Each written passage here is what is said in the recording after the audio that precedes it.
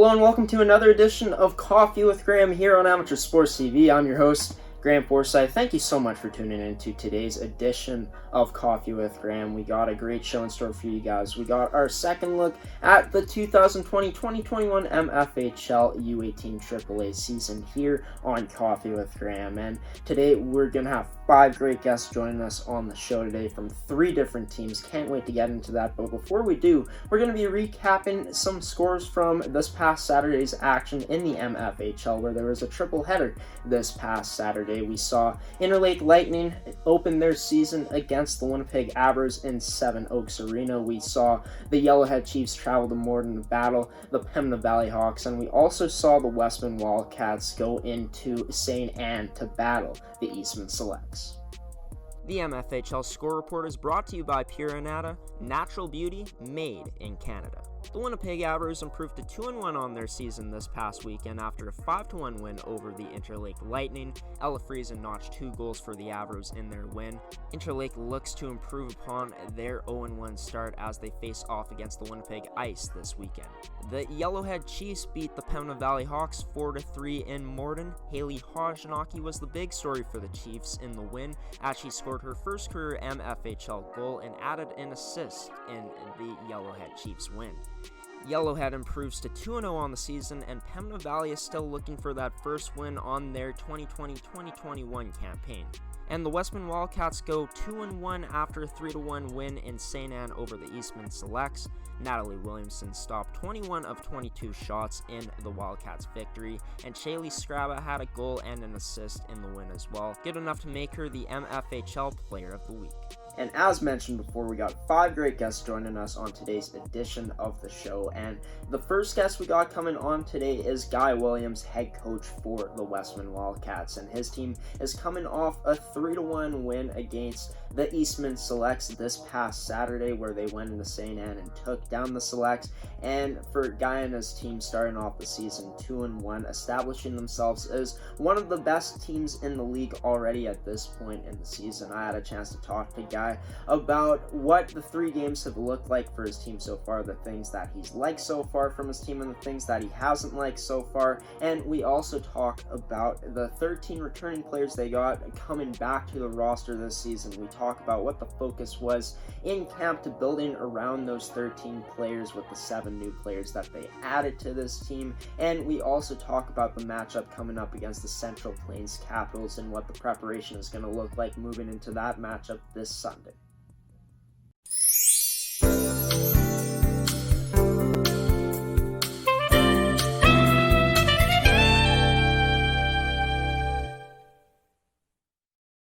Guy, thank you so much for joining us today on this edition of season coverage for the MFHL here on Coffee with Graeme. You're welcome. So just a quick question. Don't know much about you as a head coach, but I've heard so many great things about you, of how your coaching style has been such a great style of coaching throughout your years. But how many years has it been of you being a head coach for the Westman Wildcats?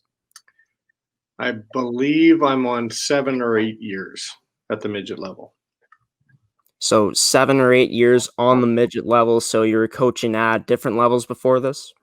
Yeah, I did various levels of minor hockey and bantam female U8 or U15, I guess it's called now, female AAA prior to doing this. Nice. So out of these 7 or 8 years that you've been coaching with Westman, you guys, I know that you did win a championship about 2 years ago now. Has that been one of your favorite memories as a coach coaching this team? Oh, certainly. Yeah, absolutely. It and winning the Max in Calgary a few years prior to that would have been probably the 2 highlights. There's various highlights throughout every year, but those team highlights are important. Yeah. Nice. So just moving in now away from the team highlights, just talking about the team that you selected this year. You guys coming off a season last year where you guys did have a Final Four finish, but you ended up losing to the Avros in the semifinals and weren't able to make it back to the finals. But this year you guys got 13 returning players. You got 7 forwards up front, 5D returning on the back end, and 1 goalie in Natalie Williamson. So what was the focus of building around these players in camp this season to add to the talent that you already have? Well, all those players were with us in their grade 10 year when we did win the league.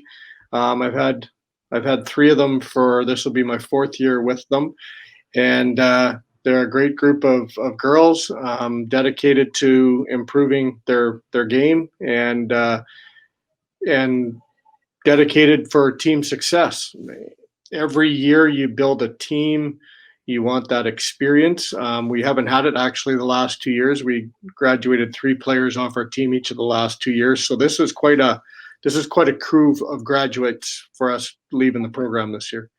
And you got like top goal scorers returning like Lindbergh and Scraba. You got a top goaltender who won the MFHL Goaltender of the Year in 2019-2020 last year, Natalie Williamson. And you got defensive point leader Hanson Young, who had 29 points last season with your team returning as well. So out of those returning players, would you say that Lindbergh, Scraba, Hanson Young, and Natalie Williamson are going to be some of those players that, you know, not only some of those experienced players coming back are going to look to again, but those new players coming in as well are going to look to?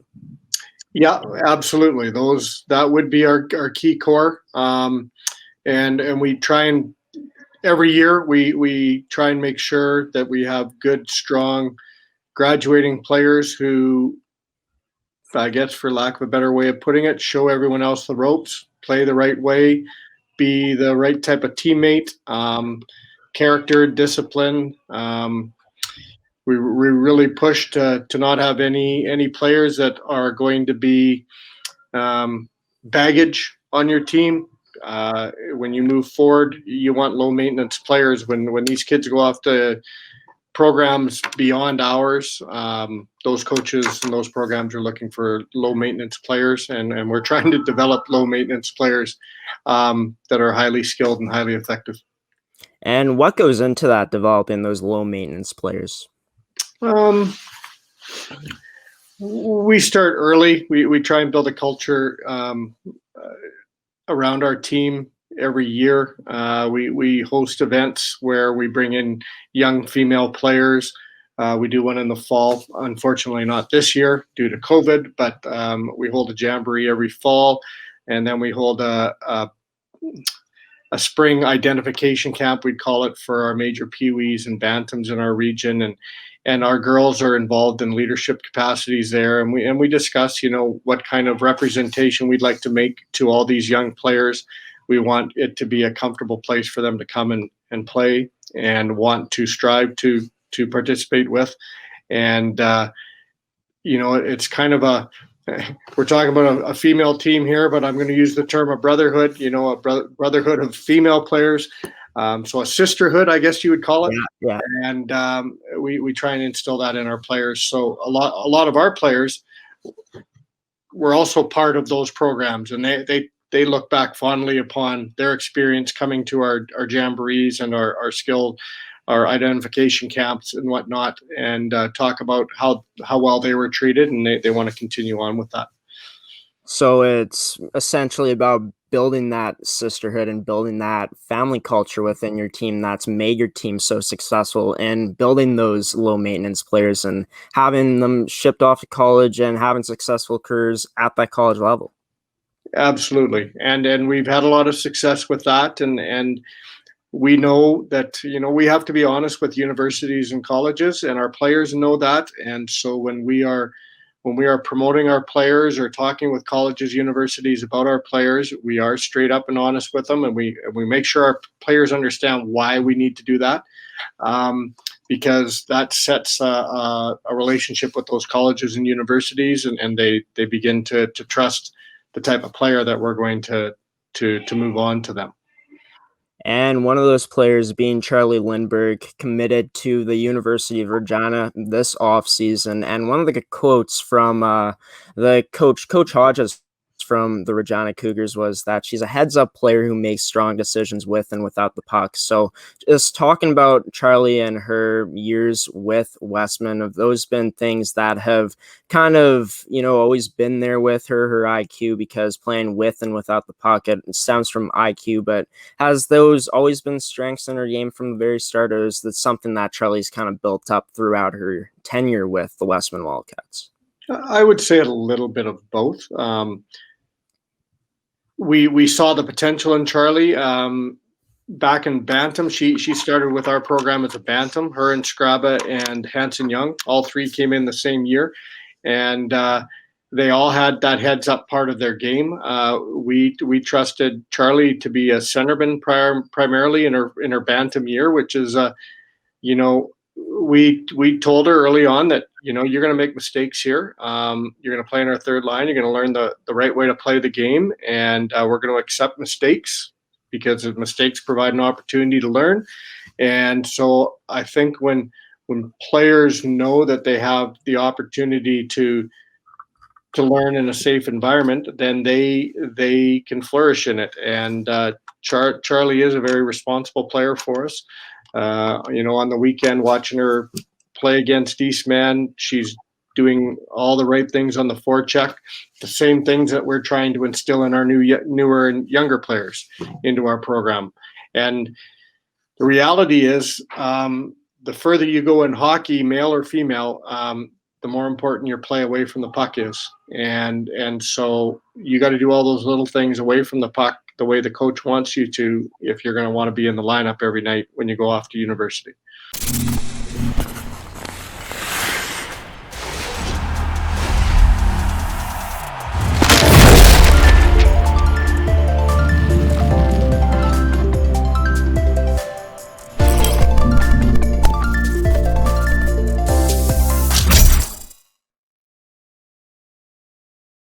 And Graeme Forsyth back here with Guy Williams, head coach of the Westman Wildcats U18 team in the MFHL.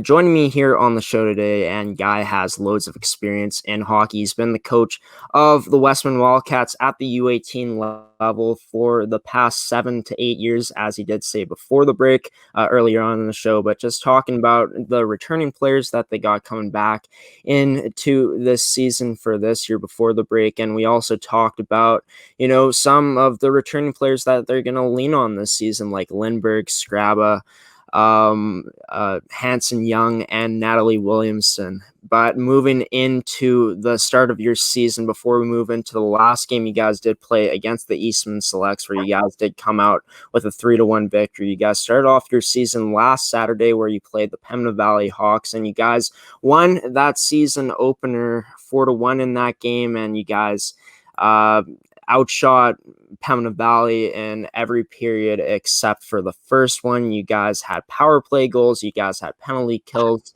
You guys had a penalty kill goal as well, and you guys also had some strong play in the net from Natalie Williamson. So just moving into that win, talking about how you guys got some help from the special teams. You guys were able to control most of the play, and you guys got some solid goaltending to help out the back end as well in the D zone. Was it, a complete win for your team in that game because you guys did score in all 3 periods, or was there some factors in the game where you guys were stronger than others in the win?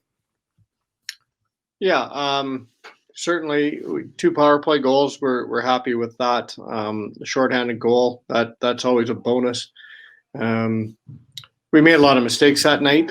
First game of the season, we didn't have an opportunity to play any exhibition games. So first period, both teams are playing on a bit of adrenaline, then the game settles in a little bit. There was mistakes made on both sides, and we were able to capitalize on a couple power play opportunities. We hadn't practiced our power play up until that point with any significance. So it's nothing that we drew up that worked. It was just creativity on the players who put on the ice, and with a little extra space out there.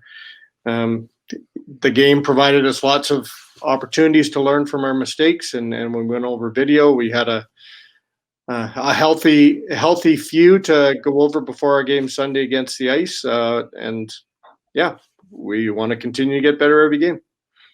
And just talking about some of the things that I noticed from the score sheet, the little write-up that you guys did do on the Westman Wildcats website is that you guys were up 2-1 at some point in the second period, but then the Hawks score at the 17:23 mark to make it 2-1. So just talking about the leadership with this group this season, how these players handled it, was it a pretty, worry-free feeling when they did kind of push back the Pembina Valley Hawks?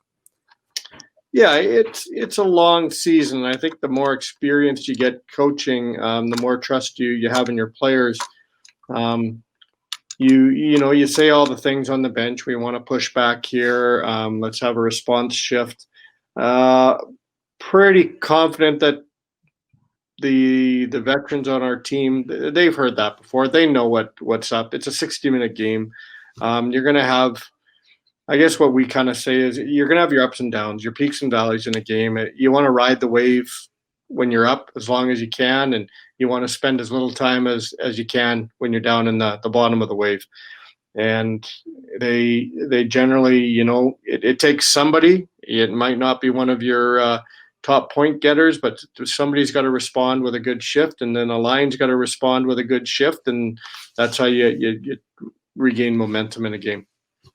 Yeah, and just 4 different goal scorers for you guys in that game, and it seems like you guys have had so much balance throughout these 2 wins that you guys have had. Are you excited to see what this balance is going to bring you? Yeah, I think that's going to be a strength for us. We're easily 3 lines deep right now.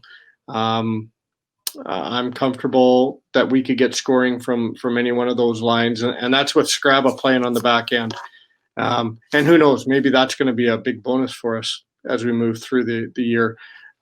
With her ability and her skills back there, it might lead to more offense across the whole team lineup.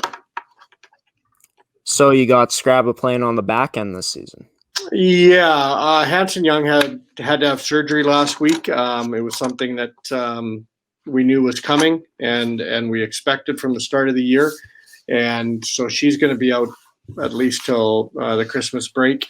And so we approached Scrabba and offered her an opportunity, a bit of a challenge to move to the back end, and because we couldn't play with 4, so we put her back there, and so far so good. She's player of the week this week. She had a heck of a game down in Eastman, and she's getting more and more comfortable down there. There's lots of time for a kid with her natural ability to read the ice and make smart decisions. So she's going to be a big anchor and a quarterback back there for us.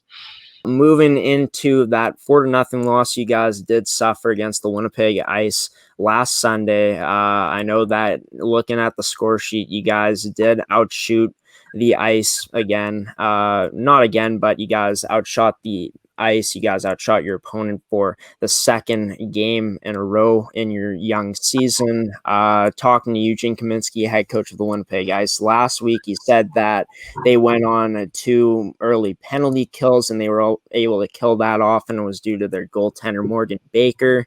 And it just seemed like the bounces weren't going your way in that game. Early penalty trouble. You guys allowed 2 goals on the PK to the Winnipeg Ice power play. So just talking about the strengths of that Winnipeg Ice power play. Yeah, it was one of those games.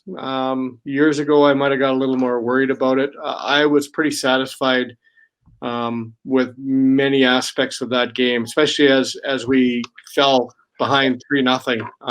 I thought we were really good after that. We made some mistakes in that opening period, and yeah, Eugene's correct. Their goaltender was a difference maker early on, where we could have easily been up 2-0 in that game in the first 10 minutes. And penalty kills can gain a lot of momentum for your team, and it did for them. And it wasn't anything special. They were puck scrambles, and we just weren't assertive enough in front of our own net. We had our rookie goaltender in, and we didn't give her a lot of help. I didn't find, and it's just one thing when you're used to playing in front of Nat. Nat thrives. She's a big goaltender. She thrives with pressure around her, and she's really a wall in those scramble types of plays. And for all that to happen in the first period with our young goaltender, it really wasn't a fair entry into the league for her. But she settled in fine after that, and we hit, I think, 3 posts that game. It just was one of those games where things weren't clearly going to go our way, and but we didn't quit, and we generated scoring chances throughout, some really good scoring chances. They just didn't go in for us. So we're not going to go undefeated this year. Yeah, and it's very tough to go undefeated, but as long as you guys are putting in that effort, of course, some bad bounces as you did say, not 1, not 2, but 3 posts hit in that game could have been a difference maker. But yeah, just looking at the shots, and Eugene even said this, that you guys outplayed them, he thought, in the second and third period, and the shots indicate that with 22-10 shots, combined in those 2 periods for you guys. But you talked about how, you guys were generating some scoring chances, but Morgan Baker, their goaltender, I heard that, she was controlling a lot of the shots and making it very tough for you guys to score. But what are some of the things you guys liked about your team in that game about, generating some offensive chances? Good ice in Hartney. We're a fast team. I thought we played fast in the last 2 periods. We attacked well. We got pucks to the net. You're playing desperate. You're down 3-0, so you're not holding back on shot opportunities. And when you're down 3-0, you don't have a lot of pressure on you anymore. You go and you play hard, and we made our mistakes. They capitalized on them. I think the biggest thing for me is that the team responded. We didn't have success, but we responded. So that there's some fortitude there, some internal fortitude from the players. And the other thing I guess I liked is we weren't getting the results we wanted, and we didn't get frustrated. We tried to dig in even deeper and put more pressure on it. I thought we were pretty dominant most of the second period. And the shots they did get came on a power play late. It was a number of shots that they got on that one power play. But things happen. They're a good hockey team. I think they're going to be there at the end. They've got a strong crew of grade 12s as well. I think they have 9 on their roster as well. And we fully expect that they're going to be better next game. And we're going to have to be better because they beat us 4-0. So, yeah. And just talking about Grace Glover, how, you told me how she didn't have much help in that first period, but she seemed to settle down a bit and only let in 1 goal out of those 10 shots in the remaining part of the game. But how did Grace look in her first game in the MFHL U18 level? Yeah, the goal she gave up after was a clean breakaway off a incredibly poor bounce against us. And good player went in and scored on her. That's going to happen. I thought she looked well. She's got real quick feet. She came out and challenged. She really settled down. Her comment after was she felt the first period was really fast. Now, that's just her adjusting to midget hockey. The same thing happens to U18 players going on to university. The game gets better and faster. Part of the reason it would have been so scrambly was so fast was because we were so scrambly in front of her. Working on a new defensive zone system in our own end, we made some mistakes and they capitalized on them. I was happy with her play. Yeah, and Martina Barkley came down and scored on a breakaway. It's tough for any goalie to, stop a caliber of her players' shots, but for a rookie to go up against that, it's going to be tough. But it's nice to know that she slowly adjusted as the game went along. So just moving into the 3-1 win against the Selects this past Saturday, you guys had a bounce back game, 25-22 shots for you guys again. So you outshot your opponent once again, but it started off with Eastman opening the the scoring at that 6:56 mark in that first period, but then you guys come away with a quick answer with a scrab goal at the 5:18 mark. So how do you think that response and that goal changed the complexion of that game so early on? Yeah, the first period, we actually, I thought we carried the play in the first 10 minutes, but we didn't really generate much offense to the net. And it's a tough rink to play in, and it's not a very big ice surface. It's got a very small neutral zone. And they got their first goal. I think, Scraba then steps up, and there's a collision in the neutral zone, and she jumps all over a puck and goes in and places a nice shot on net and scores. And those are the kind of responses you want after falling behind. We don't want to fall behind, but it seemed to motivate us a little more. And I thought we were good the rest of the period, and we did a lot of good things the rest of the game. We made mistakes again, but you make mistakes so you can learn. So, we came out of there with the win. We were happy with the win. So it hasn't been a perfect 3 games for you guys, obviously dropping 1, but obviously it's never going to be perfect, especially so early on in the season when you've had absolutely no preseason games to get prepared for it. But to know that your team is able to, in these wins, put up a goal in at least every period, I'm sure that it builds a lot of confidence for these players moving forward, and it puts a lot of trust for you guys as a coaching staff into these players being able to go out in these moments and contribute like that. Yeah, and I think that is the one thing that I really, when I compare it to other teams, this team, the 3 grade 12s we had 2 years ago when we won the league, they showed up in big moments, and they were able to score key goals at key times, and we didn't have to talk to them about that or motivate them to do it. They kind of sensed it and dug a little deeper. And I see that with our core group this year.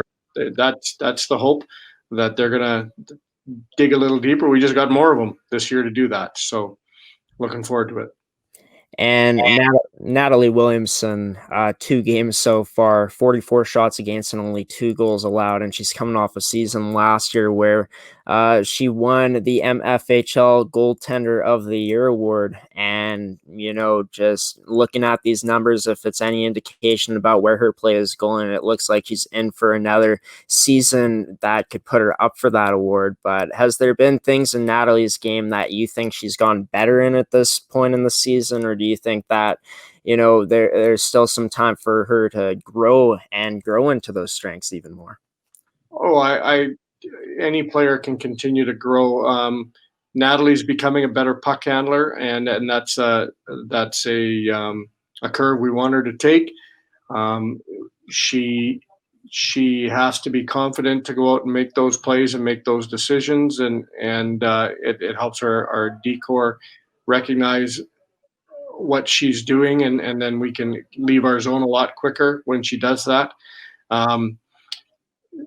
Nat has lots of room to grow, and that's a really intriguing thing about her, is she has lots of areas in her game where she can actually improve upon and become an even more dominant goaltender. We're looking forward to where it is. The goal is for a goaltender to be confident at the right time of the year, so that's what we're trying to make sure she's ready, playing her best, the bet at the correct time of the year, and we're playing the right way in front of her. And if we're doing that, we're very confident with our ability to win. Now, looking ahead, Coach, your guys' next matchup is this Sunday coming up, October 18th versus Central Plains. It'll be their first season. It'll be their first game of the season, but just how many practices do you guys have in preparation for that game, and what do you expect going against this Central Plains team that is coming into the season hungry to prove something and maybe knock off one of the top teams in the league? We'll practice twice this week, and we expect all teams to put up an effort against us and come in and try and beat us. And it's our home rink. We really want to protect, our wins, losses in our home barn, especially. So it's our only game this weekend. It's a bit of a reduced schedule this year in many ways. Something we're learning to adjust to, and we're looking forward to getting that one rep in this weekend. And so we're going to make the best of it. And what are some of the things that you remember from last season about the Central Plains team that might be, on display this year in the Strength Captain's Show in this game on Sunday? Teams change from year to year. Just personnel changes. Kids graduate out. Central Plains is going to put an honest effort in every night they're on the ice against us, at least. We've never experienced them throwing a dud in terms of effort. So they got a couple good young players there. The Botterill girl's a talented hockey player, and should be her second year in the league, and one or two nice defensemen that skate real well. Other than that, we'll see what shows up on Sunday. And I guess when I look at hockey through the regular season, I'm worrying more about us than other teams. We all make the playoffs, so I'm worried about how we're playing, what we're doing, why we're succeeding, why we're not succeeding, and trying to adjust. We'll worry about the other team's tendencies. We'll watch them throughout the year, but it's not until playoffs that we really start worrying about major team tendencies. The Wildcats will try to carry the momentum from the Eastman game into Sunday's matchup against the Central Plains Capitals. The Capitals will be coming into the game after playing their first game of the season against Yellowhead this Friday. Puck drops at 2 p.m. Sunday in Hartney.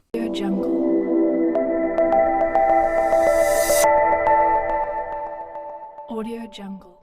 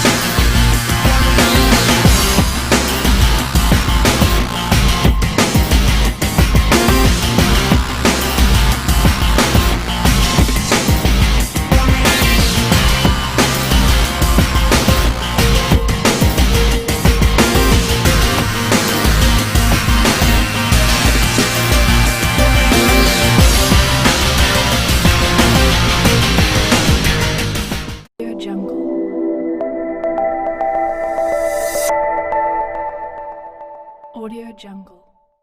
Welcome back to our coverage of the MFHL U18 AAA season here on Coffee with Graeme. Moving into the Winnipeg Avros now, they've started off the season pretty strongly, if I do say so myself, a 2-1 record for the Winnipeg Avros in their first 3 games of the season, and a lot of that offense that they've been getting in those 3 wins have come from 3 rookies in particular, and it's Friesen, Raya Hrankowski, and Maeryn Rempel. And these 3 rookies are a full line this season. They've been playing on the same line for the first 3 games of the Avros season. They've combined for 11 points so far, and Maeryn and Ella lead the team in points with 4 apiece, and then Raya is right behind them with 3 points for herself. And that was a question coming in for the Avros, is could these rookies produce and put up these points? So far, it's looking good for these 3 in particular. And today on the show, I had a chance to speak to Ella, Raya, and Maeryn about their careers in hockey before joining the Avros, what it's been like to be an Avro so far, what their first 3 games have been like with the Avros, and what their preparation is looking like going into their next game against the Pembina Valley Hawks. Graeme Forsyth here with Ella Friesen, Raya Hrankowski, and Maeryn Rempel here on today's edition of Coffee with Graham's MFHL season coverage for the U18 level for the 2020-2021 season. And three rookies this year that have had a huge impact for the Avros so far in their first three games. The Avros, of course, winning against Interlake this past weekend, and these three rookies, Raya, Ella, and Maeryn, were huge stories in that game. So just first off, before we start off, how are you guys doing? I'm doing pretty good. How are you? Good. Doing great. Nice to have you guys here. Going to be awesome. Talk some hockey and talk some Avros today. But before we do that, we're going to start off with where you guys have played before in your careers, and starting off with you, Ella. Just a resume of playing on spring teams, playing in Bantam AA with the Winnipeg Twins, playing a year at Shasbury High School, and also playing, for the R1 in-school hockey program. So starting off with your time with Manitoba North Star Spring Hockey team, how is that like playing spring hockey compared to what Winter League hockey is like?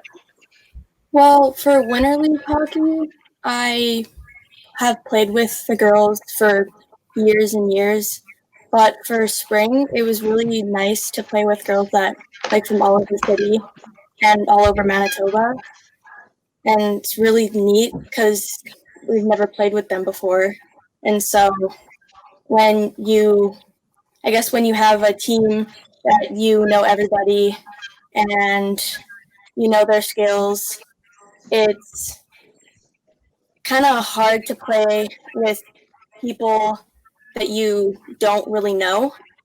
So yeah, we never really got to play games. So when we when we had practices, they started off a little rough because most of us didn't even know each other. Yeah. And so it took us a little while to get up to speed. Yeah, and obviously when you're playing on a spring team, like you said, with people that with girls you've never really played before, it's going to be a bit rough around the edges at the start. Did you find as things got going, things got a bit better and the chemistry was clicking a bit? Yeah. I've some girls on the team we have now, I've played with Desia and Megan on that team. Yeah. So, and I've played with them before, so that was kind of neat. Nice. And how cool is it to be reuniting with, Desia and Megan all these years later? Oh, well, it's actually really nice because I've missed playing with them because they're both really, really good hockey players. Megan has an insane shot, and Desia, with her speed, they're both just insane. Yeah, so that's awesome. You got to play with them again, and of course, you guys, as three rookies on the team yourself, playing a line together. It seems like you guys have found that instant chemistry pretty early on. But before we get into that, just going to talk to Maeryn about a bit about her resume, and you've been able to have such success at the Bantam AA level, of course, being an assistant captain for the Saints Bantam team.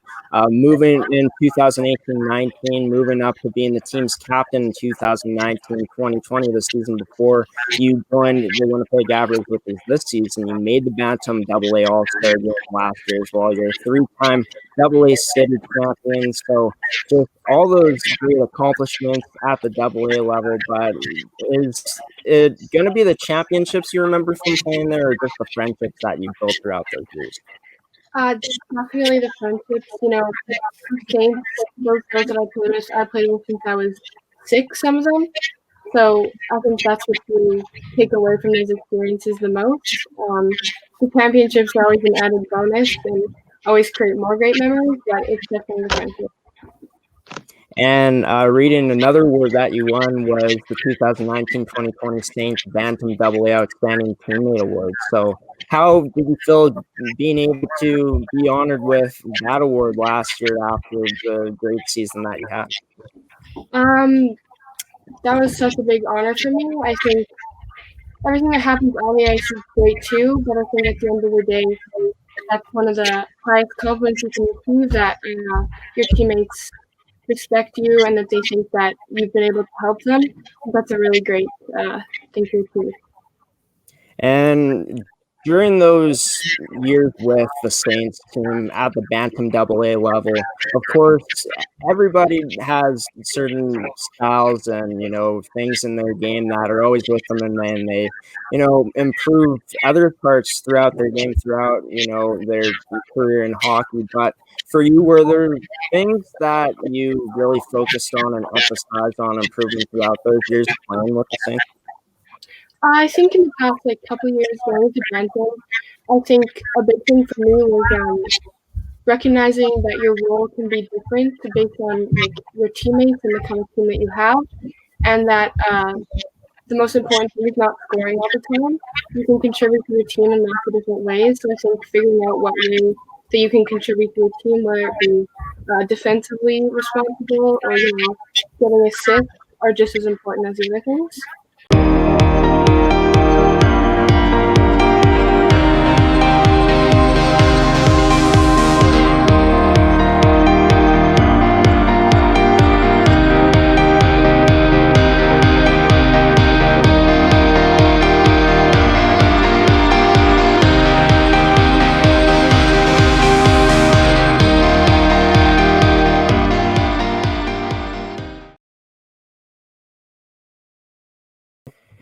Graeme Forsyth back here on season coverage with Raya Hrankowski, Maeryn Rempel, and Ella Friesen. These three rookies on the Avros joining me on today's edition of our MFHL coverage. We were just talking to Ella and Maeryn and Raya about their careers in hockey up until this point. Before the break, we're going to move into their start to their Avros career and so far this season, and it's been a great start for them. They've been such big factors in why their team has had such success in the offensive zone.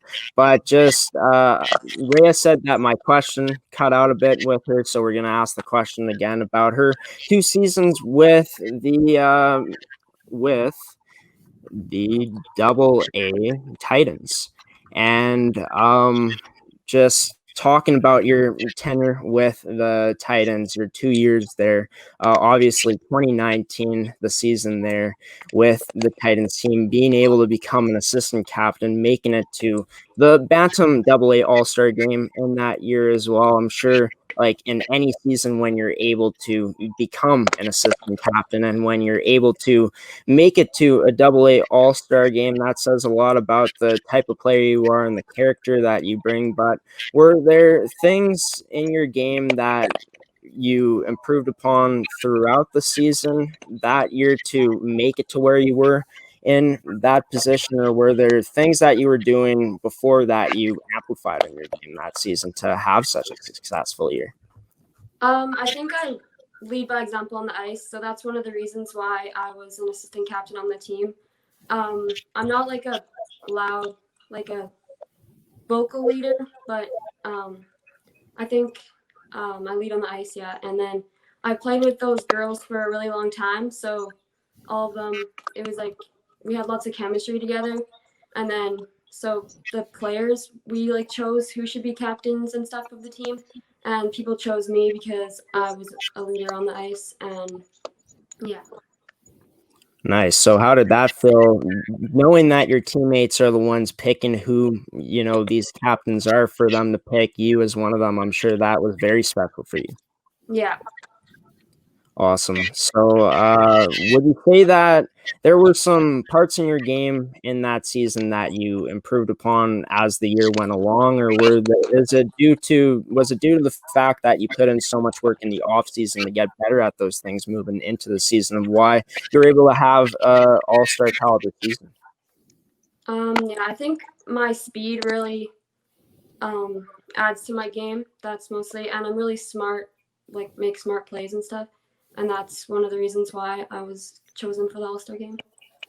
Great. And there's something else I noticed here is in 2019, you were in Team Manitoba's U16 top 100 camp. I'm guessing that was the program of excellence. Am I correct with that? Yeah. Yeah. So you weren't able to make the team, I'm guessing, that season. but making it, top 100 in the province is always such an achievement. So just can you tell us about the experience that you went through during that process throughout that camp? Yeah, it was a big accomplishment when I got chosen to play for those in that tournament. It was different, and all the players there were really good, so it was good competition. Great. And what would you say that camp built in your game? Were there things that you improved upon throughout that camp, things that got better heading into this season? I think me like reacting to plays faster got better because everyone there was really good, and they knew like exactly where to be and stuff. So that's what I tried to improve in my game. That's great. And, going into all three of you guys' rookie season with the Avros, what was it like going into camp for all three of you guys? I'm sure that there's a lot of preparation to make this team. It was a big achievement for you guys making the team, but could you guys all talk about the preparation that went into the camp that you guys had in making the team? Well, I remember as soon as the AA season finished, I knew that if I wanted to play AAA, that I'd have to step up my game and work harder than I ever have before, because playing AAA is not easy. It's a lot of work. But if I want to play, got to put in the work. Yeah, I think kind of same for me. Like Ella said, like right at the ending of the AA season, I was already mentally preparing to try out for AAA, and obviously things got pushed back a lot farther than they would have been. And I think that ended up helping me because I had a lot more time to train, so I was able to get like physically fitter and practice a lot of things, like practice my shot, and I think just like overall improving. Yeah, same with them. I worked on my speed. That's what helped me make this team. I knew that I would have to be able to be really committed to this team and work hard. So that's, yeah. So it sounds like you guys took the extra time you guys had to prepare for the camp and used it to your advantage. And the things that you guys worked on heading into the season were strengths in your game already. So you amplified those strengths. Were there, other things that you introduced in your training regimen this year that you haven't in prior years to get ready for camp? Well, so before, for previous years to get ready for tryouts and stuff, I would usually go to the gym and do like on ice training. But since we didn't have a lot of that, we couldn't go to the gym or do very much on ice. So I had to use what I could in the basement, but I don't have a lot of stuff to use. So I had to come up with stuff. Like all I have in my basement is a treadmill and a bike. So I had to come up with stuff like training stuff outside. Yeah. So you got creative with it. Yeah. Awesome. And what ways did you get creative with it? Did you make stuff with stuff around the house, or were there just YouTube videos you looked up to, do workouts from home? I actually did look up YouTube videos because for me, running for cardio, it's just not my thing. As much as I do it, it's just not for me. It's not that fun. So to do other cardio stuff like jump roping or just looking up YouTube videos on like someone just showing you workouts to do that helps with the cardio. So that's what I did, and that really helped me. So that's what I did. Awesome. I think for me, like what Ella said, every spring prior to this one, I was able to go on the ice, whether it was like spring teams or just camps, and you're able to go on the ice like all the way from the end of your season right until tryouts, which is always really helpful. But I think it was a good thing that I wasn't able to go on the ice as much in the beginning because I got to focus a lot more on things like lifting and just like getting stronger, which is definitely something I needed to do before the beginning of the season and like the tryouts. So yeah. Yeah, I got creative with it. I did workouts with my a group of girls from my soccer team, we would do a Zoom call and we would like do workouts together. We just use like weights and stuff and mostly cardio, and that's how I got prepared.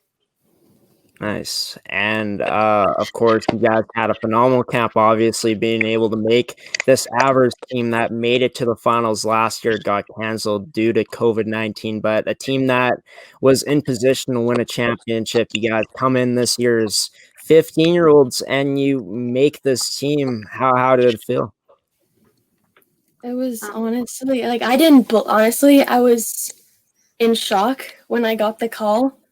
In complete shock. Like I was at my friend's birthday party, and when I got the call, I almost dropped my phone.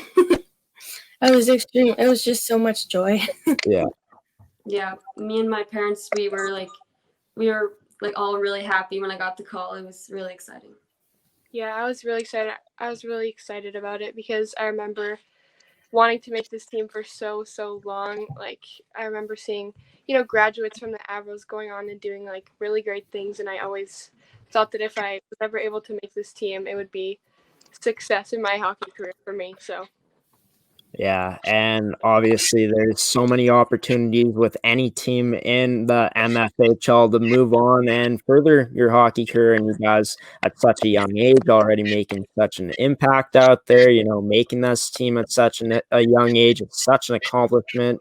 And of course, at the end of the day, I know for some people it is all about having fun out there playing hockey, but for a lot of people it is about having that fun but also furthering your hockey career. So it's awesome that you guys were so excited to make this team because it is such a great team with a 10-year history now, and there's a lot of great things that have happened with this program. But just moving into the practices before the season, the team workouts, the team bonding, and we featured this team on season preview, one of our mini series that we're doing for the past like 3 Thursdays before we started covering the MFHL here on Coffee with Graeme. But it seemed like the two most apparent things to me about last year's Avros team and the culture with this team was the family culture and the accountability that's held within the team. So within this first month of the season to prepare for it, have you guys felt that family culture and have you guys, bought into it? I think from the old girls, you get that a lot. They're always trying to encourage you and trying to help you, and they really want to see you succeed, and they really want to help you get to, wherever it is you need to get to. And they were all so welcoming in the beginning. So I think that's really helped us in our first few games so far, is just supporting each other like that. Yeah. Yeah. Oh, sorry, you can go. I like the older girls are role models to me, and I want to follow on how they play. Like our captain, Trinity Grove, she's a really good player, so I wanted to be like her. I agree with both of them. The older girls are so welcoming. I love all the bonds we have with like all the girls. There's no problems with any girls. That's what I love about this team. We always have so much fun in the dressing room and on the ice. So yeah, I always look forward to coming to hockey. Awesome. And yeah, just 8 returning players on this Avros team this year. You guys are 3 of a bunch of rookie players coming into this season. But, up front, you got players like Trinity Grove, Courtney Bays, Nora Collins. On the back end, you got leadership like Madison Smith and Rachel Gottfried. So many great leaders on this team. You guys have found throughout the first 2 months of being with this group that these vets like Trinity Grove and Courtney Bays have made the adjustments so much easier for you guys to step in and make that bonding kind of seamless? Yeah, they're always offering their help to us, which is really great, especially for us. On the ice in practice, we don't have as much help from an older girl because we don't have a vet on our line, and it's been really helpful that they have offered their extra time to us to help us with anything that we've had a problem with on the ice. I Nice. agree with what Maeryn said. Yeah. So moving on now to the line that you guys are on, all in the same line, the big rookie line on this team you guys have made such an impact so far, of course, so early in this season. Ella and Maeryn, you guys are tied for the lead in points on the team. And of course, Raya, you've been so good. Your playmaking ability has been on display throughout these first 3 games with a goal and 2 assists, and you guys are making such a big impact. And it's been so huge early on because with this team you got the veterans that are going to step up, but it's nice to know that the rookies can step up as well, and you guys have been kind of in the forefront of that. So just playing on the same line in the early stages of practices and how that translated into you guys playing together in regular season games so far. You guys have had such success on the line. It looks like you guys complement each other so well out there. But in your opinions, how do you think your playing styles complement each other out there to having that success? I think both of them are both good offensively, and I think we have developed good chemistry early on, so that helps. I think that obviously we all bring something a little bit different to the line. So far, Ella's clearly has an eye for the net, and she seems to always be in the right place for us, which is sometimes not something that happens. And, Rhea is always super, super hardworking. She's digging in every corner, and that's also something really important you need on a line. So, yeah, I think we all bring something special to the line, and that's what makes it work so well. Yeah. Yeah. It's really nice to have some really hardworking teammates on my line, because no matter what, every single shift when we come off, we know that we had a good shift, because it's the strive to being as good as the best line. Yeah. We don't want to stoop down. We want to be up there with them. Yeah, so there's some healthy competition going on. You guys are self-motivating yourself early. That's awesome. That's great to hear. So just moving into that season opener that you guys had, your first time wearing an Avros jersey, just what was that feeling like to finally wear it in, a regular season game for your very first time?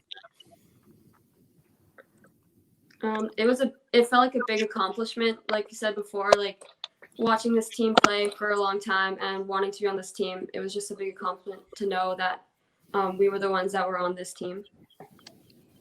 Yeah, it was really exciting. I don't think I'd been that excited to get in the ice in a really, really long time. So the whole thing was really motivating and to play well and everything.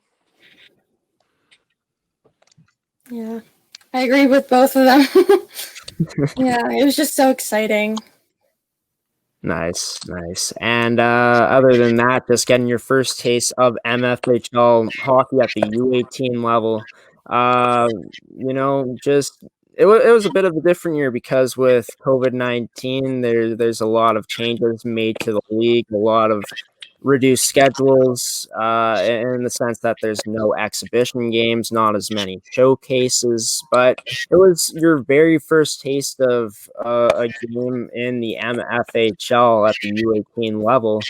How was, the game speed out there, and how did you guys adjust in your very first game? Because you guys put up points in that game, in that victory, and you guys contributed. But how is that feeling like of getting that first taste of that experience, of that speed, of that game speed out there? I feel like AAA is so much more faster than AA. There's so much competition. You always need to work hard. There's no shift off. It's very, what's the word? Trying to think of. It's just really competitive. Yeah. It's fast. It's an adjustment for sure, but you guys felt like you handled that adjustment well? I think Yeah, we did well for the most part. I think for me, I'm still getting there. It's still a lot different than what I'm used to. And practicing, the practicing we've had kind of helped prepared. Nothing, I mean, there's nothing that you can really compare to a game situation. So I think that you just kind of we had to kind of go in with an open mind, and we weren't really sure what it was going to be like. We weren't really sure what the team was going to be like. So I think the best you can do is just go out there and try your best every time. Yeah, for sure. I agree with both of them. So moving into the stats you guys put up in these first 3 games, for you, Ella, you're tied for the lead in points, along with one of your line mates, Maeryn Rempel, with 3 goals, 1 assist for you. Maeryn has a goal and 3 assists as well, and then Raya, you have 3 points to your name so far during this season, but just in that loss against Yellowhead that you guys had, for you guys to be the only 3 players that got points in that game, knowing that these coaches like Ashley Van Aglen and her staff can count on you guys in those moments when, you guys are not doing so well in the games, to put you guys out there and you guys are going to have success like you guys did against Interlake. I'm sure that that's huge for you guys' confidence so far.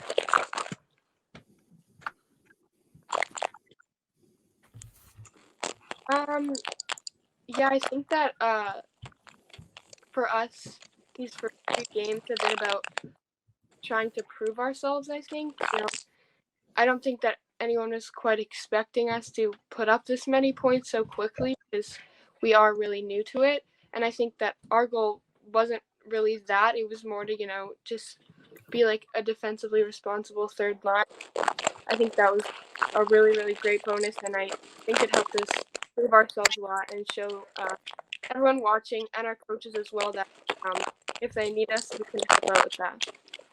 Yeah, for sure. We're going to go to our second commercial break here in the show. There is some technical difficulties with the mics here. We're going to get that figured out. We're going to hear from our lovely sponsors that have decided to sponsor today's show here on the network. I'll be right back with Ella Friesen, Maeryn Rempel, and Raya Hrankowski here on this edition of Coffee with Graham's MFHL coverage for the 2020-2021 season here on Amateur Sports TV. At Super 8 Winnipeg West, we have your comfort in mind with free Wi-Fi and free daily Superstart breakfast. We also have guest laundry facilities, a state-of-the-art fitness center, and a jetted hot tub. Sleep well in a spacious guest room equipped with plush new bedding, a 50-inch flat-screen HD TV, microwave, mini refrigerator, and Keurig coffee maker. Or book a suite with a kitchen, ideal for extended stays. Super 8 Winnipeg West, located just inside the perimeter on Portage Avenue. And we think we figured out the technical difficulties here on the show. Everyone's back here in the stream. This is a show where we haven't had this many people on before on Coffee with Graham, but it's great to have Maeryn Rempel, Raya Hrankowski, and Ella Friesen joining us on the show today. The big rookie line for the Avros in these first 3 games for the team. They're sitting at 2-1 right now, near the top of the league. They're feeling good after that 5-1 bounce back win against the Interlake Lightning. And I had a chance to talk to Ashley in the first edition of the MFHL season coverage here on the show, and she said that there were things that you guys were focusing on as a team heading into that game against Interlake, and those things were like neutral zone play, your offensive zone forecheck, and your special teams being on a 5-on-3 and 5-on-4 power play. So just how did you guys handle those things, in your opinion, heading into that game and in that game against Interlake in that 5-1 win? I think those are things that we've really focused on in practice for the past number of weeks, and we kind of fell off of them in the game before. So it was really important for the whole team really to get back to what we know how to do, and just really focus on those things rather than like having just winning in your head, because ultimately if we did all those things, it would bring us to a win. So Yeah. Yeah, I think our line adapted well to the game. We contributed all the things we wanted to. And what would you guys say were some of the, even though you guys beat them 5-1, you ended up winning pretty handily, but I had a chance to watch some of that game against Interlake that you guys had on Saturday on Game Time TV. They were streaming it, but it seemed like their goaltender was, having a phenomenal game. But looking at what your line was doing, it seemed like your forecheck was on. It seemed like you guys were playing very well positionally. Was that the key to your guys' success in that game against Interlake, to why you guys got on the scoreboard as a line? Yeah, I think since all three of us are, I'd say we're quite fast. Our forecheck, we all know our positions well when we forecheck, and if anybody on our team were to forecheck, we would make lots of things happen. I think that was definitely a really big part of why we got on the scoreboard. It's really important to know the team you're playing against, and it just so happened that pressuring them really hard with like a really hard forecheck and 2 on the forecheck ended up being very beneficial. We're able to control the puck for most of the time if we did that. So yeah, our hard forecheck resulted in our 2 goals, so that. Yeah, for sure. And just looking at you guys playing, it seemed like down low you guys were on the Interlake defenseman so fast and in a hurry, and then you guys had one person, hanging high, and they were in the slot for the pass. You guys were able to find each other out there, and bing bang boom, you guys were on the scoreboard, and boom, it's a 5-1 win.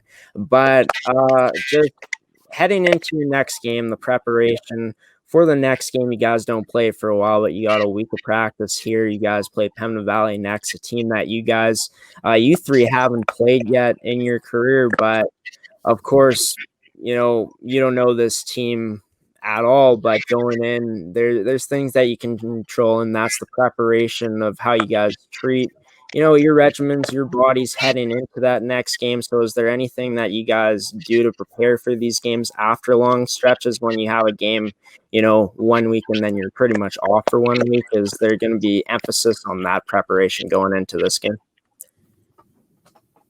Yeah, just having the same mindset you would if you're playing like a really tough team, just knowing that all teams are coming to work hard. I think that practices will be really important this week, and keeping that really high motivation up that we had in our first game and our third game, keeping that motivation to work super hard and be ready. I think we have to keep that through practices this whole week and everything that we do. I think that'll help our mindset going into the game. Yeah, and just keep focusing on what we've worked in practice and what we know. What we've worked on in practice, it'll help us a lot during the game, and it already has. So, yeah. And before I let you guys go, just got to ask this one question here. This final question is that you guys are already making a big impact on the scoreboard. Your forecheck has been on full display. Your speed is on full display as well. But for you three, is there anything in your game that, obviously it's young in the season and you're always going to want to make improvements, but is there anything particular in your guys' games right now that you guys are looking to improve upon heading into the later parts of the season? I think, me personally, our neutral zone forecheck could be a bit better. We're working on it in practice, which is nice, but we need to work on that. I think adapting to the play, like how much quicker it is, and making sure we're reacting to what's happening. I think keeping the tempo up for 3 whole periods is going to be a really important thing for our team, because I think if we have our tempo up for all 3 periods, we have a really good chance at scoring and winning. And also for our line, I think something that we'll have to work more on is systems like breakouts and attacks and stuff like that, because they're fairly new to us this season, the ones that have been introduced to us. So I think we're going to look to improve that. The Avros will try to continue their good habits in their upcoming games, as the Avros will be in Morden this Sunday at 2 p.m. to face off against the Pembina Valley Hawks. And after Sunday's matchup against the Hawks, the Avros will have some time to prepare for an early season tilt against the Winnipeg Ice in an all-Winnipeg matchup at the Iceplex Wednesday at 7 p.m. And another rookie forward that contributed big for her team in Saturday's action was Hayley Hodgnocki for the Yellowhead Chiefs in Yellowhead's 4-3 victory over the Pembina Valley Hawks. Hayley netted her first career MFHL goal as a Yellowhead Chief. She added an assist to her total, and she also came away with Yellowhead's Game Star. And for Hayley, she has played at the AAA level before with the Parkland Rangers U18 team. She's played for the Grand Plains Ice Dogs. We got into that in her career before joining the Yellowhead Chiefs, what her career's been like with the Yellowhead Chiefs so far in these first 2 games, and how she's preparing moving into the next matchup her team has this Friday against the Central Plains Capitals. And rookie forward for the Yellowhead Chiefs, Hayley Hodgnocki, joining me on this edition of the MFHL season coverage U18 AAA League for 2020-2021 here on Amateur Sports TV. And Hayley with a huge game for Yellowhead in their win against Pembina Valley over this past weekend, where she scored a goal and added an assist to her name in that game as well. And she ended up winning the Yellowhead player of the game as well. So Hayley, thank you so much for joining us on this edition of the show. How are you doing today? I'm pretty good. How are you? Doing good. Great to have you on the show today. It's going to be fun to, go through your career in hockey up until this point, talk about the season you've had with Yellowhead so far, talk about the training camp, all that stuff that goes into it, as well as what you guys, got looking forward to as a team into your next matchup with the Central Plains Capitals. So before we go into any of the Yellowhead stuff here, I just want to talk about the career you had up until this point before joining the Chiefs, and that started all the way back when you played on the Roblin Stars, and you were playing with boys at that point in your life. But I know it's a while ago now, but take me through those experiences you had and those times playing with the Roblin Stars.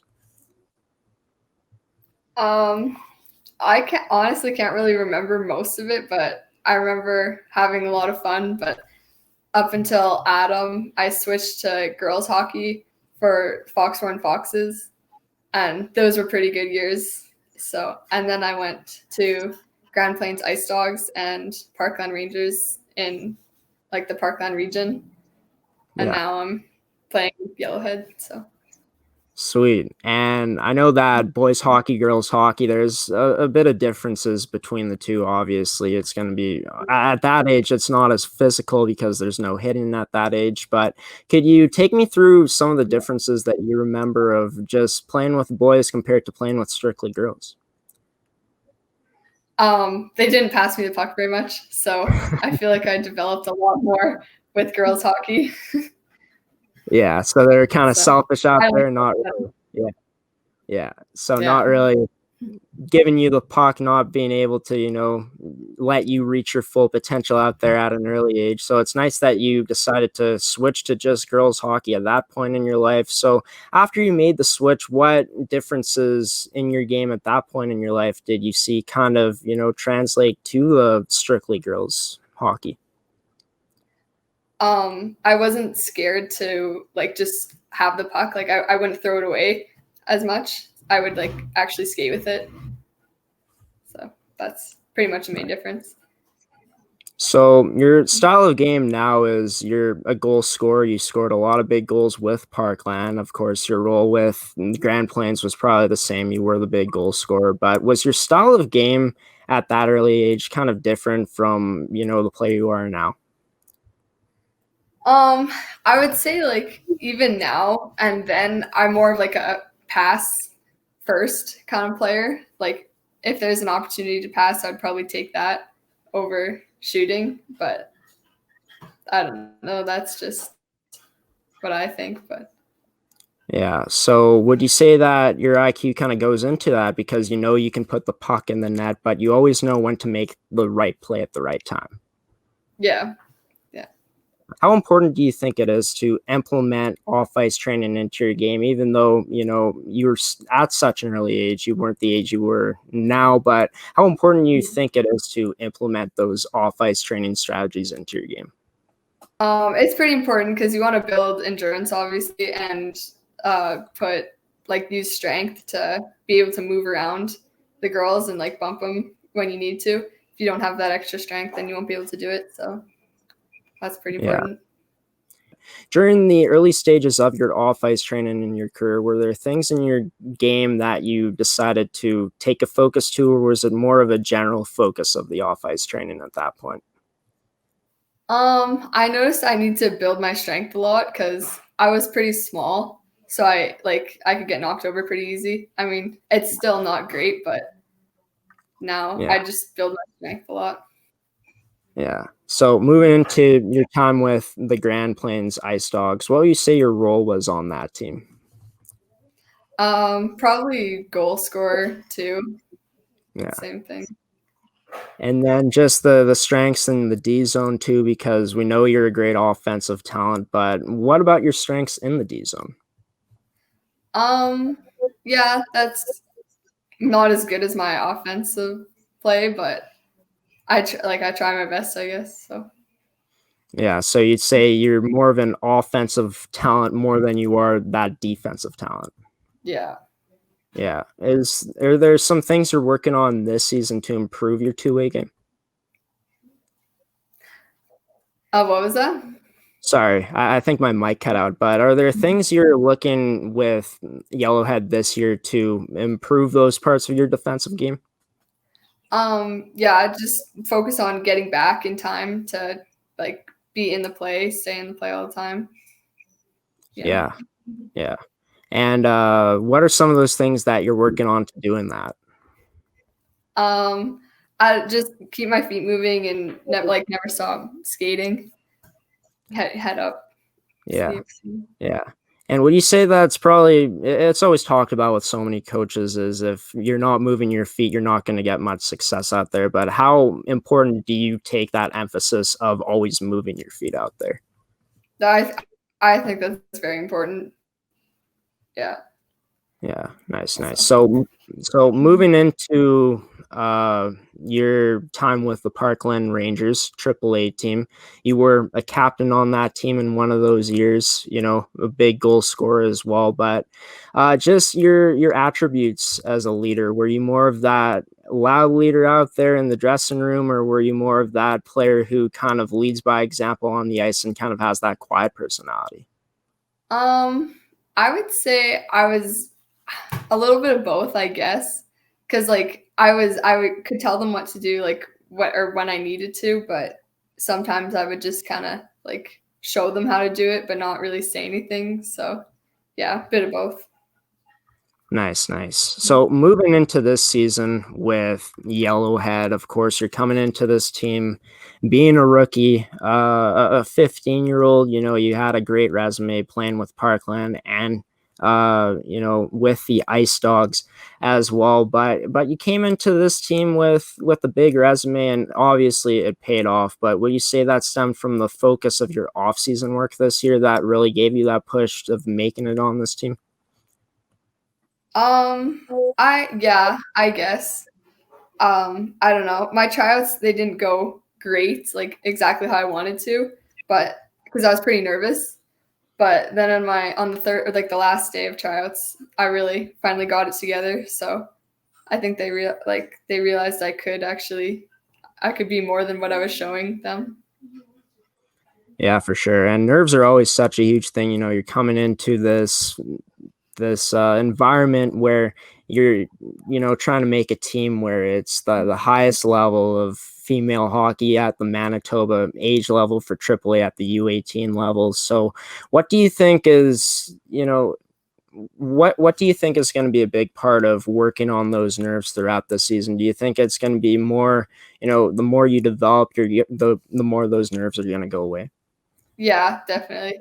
And even once I got that goal, I could just feel the nerves just go away. I finally got my confidence back. So that's, just keep on. Yeah. Nice. So we're going to go to our first commercial break here in this interview. We're going to be talking about your season with Yellowhead so far, the successes that you've had, and we're also going to break down the games that you've had so far, and then we're going to be talking about the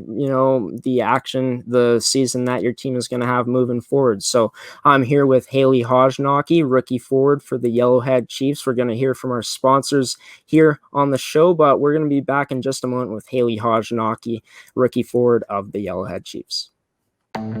Making the world a better place is always a work in progress, because our idea of success is not an endpoint. It's a new milestone from which we can move forward. As industries rise and new technologies take shape, we're committed to keeping pace, to ensuring our innovations are shared and our journeys celebrated, even as we set our sights on where to go next. This is how we live, how we learn, how we grow. Red River College, what we're doing is working. Graeme Forsyth back here with Hayley Hodgnocki, rookie forward for the Yellowhead Chiefs, and she's contributed, I would say, pretty big for her team in that win against the Pembina Valley Hawks this past Saturday, where she netted a goal, her first career goal as a Yellowhead Chief, and she also added an assist to her total as well. Talking about your first game as a Yellowhead Chief, what were some of the things that you noticed out there in the game speed that you adjusted to? Yeah, it was definitely a lot faster, and it was more physical. So we had to look out, keep your head up for sure.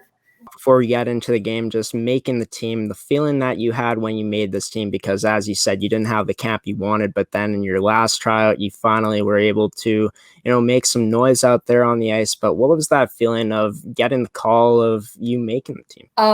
When I went in there, he asked me, he's like, how do you think the weekend went? And normally when my mom asks me, how do you think the game went? It means I did pretty bad. So I thought I was going to get cut. And I was fully expecting to, but then he said I was on the team, and that was really exciting for me. Great. So you're surprised, but, happy at the same time, because you finally, you achieved your goal of making this team. That's awesome. So just talking about the team culture that Yellowhead has and how you fit into it so far. Yeah, I've got my vet, Levi Durkash. She's pretty good. And the other rookies, they're pretty nice. Everyone's really good. So nice. And how would you describe the team culture within the Yellowhead Chiefs? Very hardworking, like just focused on the game pretty much. It's always nice to have that mentorship out there. How big of a mentor has Levi been to you so far? Yeah, pretty big. She tells me what to do and like what's the best way to do it. So that's nice to have. Nice. So talking about practices so far, I'm assuming that they've been pretty high intensity practices because there was no preseason games for you guys before the year. It was a bit of a different, it's something that's never really happened before, where there were only some certain teams getting preseason games, some teams weren't. But how have the practices gotten you guys ready for the first two games that you guys played this year? We focused on our forecheck, our breakout a bit, and power play a lot. So just to kind of know the systems, I guess. So nice. And how has it been learning the systems so far? It's good. Yeah. They aren't too complicated, but they're really different. So nice. You said you're cutting out a bit, but I think you said that they're simple but different so far. Can you explain how they're different from the systems that you've been in before? Well, for Parkland, we had a different coach who, I don't know, they just have different mindsets, I guess. So yeah, like different plays. Nice. And how would you say your game complements the style of play that this Yellowhead team wants to play? Just going hard all the time. I feel like that's something I can do, and that's something they want. So I feel like that helps. Nice, nice. And is there a part of a game that you want to improve on this season? Because you said before to me that you're always kind of on the smaller side of things, so it's always kind of been, working on your strength, and that happens off ice. But is there anything that you want to improve upon in your game on the ice this season? Probably in the D zone. Just really work to get the puck out. Yeah. So. Yeah, nice. So going into game action, your first game as a Yellowhead Chief going up against the Winnipeg Avros about 2 Saturdays ago now, not this past Saturday that happened, but the Saturday before this past Saturday. But just how is that feeling of wearing a Yellowhead Chiefs jersey for the very first time? It was really cool. I was really excited for it. Nice. Were there any nerves before the game going in? Yeah, lots. Lots of nerves, eh? I was very nervous. Did you find as the game went along that the nerves kind of died down a bit? Yeah. As I went out there and I saw like how it worked, then I was like, I figured it out as I went along. And how was it, because we talked about it before, how you guys had no preseason games and practices were kind of, a good way to prepare for the season, and they maybe looked a bit differently. But how was it like playing as a team, not being able to, play in preseason games prior? How do you think the team looked as a whole? I think it was pretty good. I think we shifted together pretty well. Nice. And you played AAA before this season with the Parkland Rangers. But every level of hockey is different, and you're playing girls that maybe are 2 years older than you, 1 year older than you now. How did you find the game speed and the dynamics of the game in that first game? Oh, yeah, it was definitely faster and more, I don't know, it was faster. So you had to really step it up. But you felt you adjusted nicely throughout that first game. I think so. Nice. So talking about your spot in the lineup, were you playing in, the top two lines, or were you playing on the third line? Yeah, third line. Third line so far. So a goal for you would be to work your way up in the lineup throughout the season. I guess so. I like where I am right now, so. Yeah, nice. And it could be, I guess, but. Yeah. And how have you been able to gel with your line mates so far? Of course, not being able to have preseason. You've only played 2 games so far, but I'm sure you've been working with them in practices. Have they been set lines, or have you been playing with some different combinations? I think right now we have kind of set lines. We've had them since the beginning of the season. And my line mate Lexi Waddell, she's really good. I think we're pretty good together. Nice. What would you say out of your game and Lexi's complements each other so well out there? Just our ability to be able to move around the ice and just understand where the other one's going. So. Nice. So you kind of have that sense of who's going to be where, and it's pretty natural so far. That's awesome. So moving into your game against Pembina Valley, the second game as a Yellowhead Chief, you come away with your first goal as a Yellowhead Chief. Take me through how that first goal was scored. I think the puck got dumped in, and then I passed it up to our defenseman, Louise Ferguson, and she shot it, and it went off the middle of my stick and in the net. So it's kind of a garbage goal, but it still went in. Yeah. And I'm sure that was huge for your confidence, but just what was your feeling scoring your first goal as a Yellowhead Chief? It felt pretty cool. It's good. That's cool.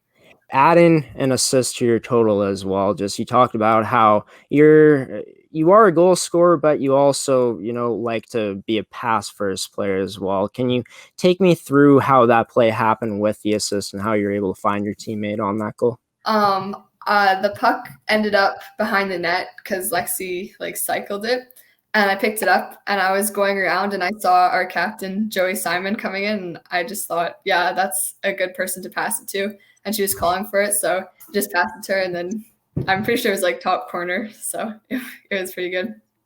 Nice. So winning Yellowhead's Game Star, which is Yellowhead's player of the game, I'm sure that was such a cool feeling for you. Yeah, it was pretty cool.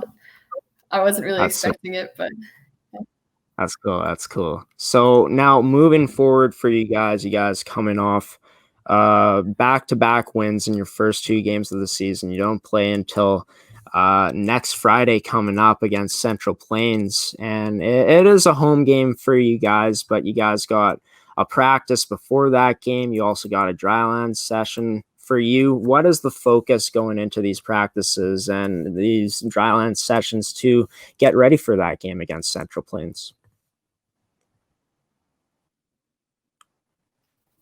Just pretty much work hard, make sure you focus. Focus is probably the most important part of it. Just know you're there to play hockey. Yellowhead will try to continue their undefeated season this Friday against the Central Plains Capitals. This will be the Capitals' first regular season action of 2020-2021 in the MFHL. The game starts at 8 p.m. at Shoal Lake Communiplex. And for the other matchups from around the leagues, for the ones that we haven't mentioned in today's episode already, this Saturday the Ice will be in Stonewall to face off against MFHL Goalie of the Week in Rachel Halderson and the Interlake Lightning. The Ice look to improve to 2-0 on the season, and Interlake looks for their first win of the season coming up this Saturday. Another game that goes this Saturday is going to be a battle of the winless. Eastman travels to Morden to take on the Pembina Valley Hawks. Then we also got a quadruple header this Sunday coming up in the MFHL. We've mentioned 2 of the games that are happening that day already, but we're going to mention the other 2 now. Interlake faces off against Eastman at 12 p.m. and the Chiefs play the Ice in a battle of 2 top teams. And before we end off today's coverage of Coffee with Graeme, I just want to take some time to cross-promote some of our shows here, promote all the great shows we got here on the network. So other than this one, which is Coffee with Graeme, which does air every Tuesday and Thursday morning at 10:30 a.m., we got On the Ice with Theo Tukuluk for you guys Tuesdays and Thursdays at 7 p.m. For pro sports fans out there, I know there's a lot of pro sports fans that do follow our social medias at Amateur Sports TV. We got Crunch Time with the Boys weekdays at 9 p.m. For all you soccer fans out there that want to be caught up with the amateur sports scene of soccer in North America, check out Between the Pipes with Mahith Gamaj on Wednesdays. Also, check out the Sask Sports Show with JD Hodden. It's been a great show so far. First 2 episodes have already dropped. Be sure to check it out on our Facebook, YouTube, or wherever else you watch our coverage at Amateur Sports TV. And also watch for these new shows we got coming up: the new Prospect Show, the Rookie Show, World Softball TV, and the International Hockey Academy Show. And once again, you can check out all of those shows on Amateur Sports TV at Facebook and YouTube at the exact handle that I just said. And then if you guys want to stay up to date with when our episodes are coming out, stuff like that, you can follow us at Instagram and Twitter at the same handle, at Amateur Sports TV. And that's going to do it for today's edition of Coffee with Graeme. I've been your host, Graeme Forsyth. Until next time, grab your cup of joe or whatever you guys bring to drink to watch these shows. But most importantly, stay safe out there. And until next time, I'll see you later.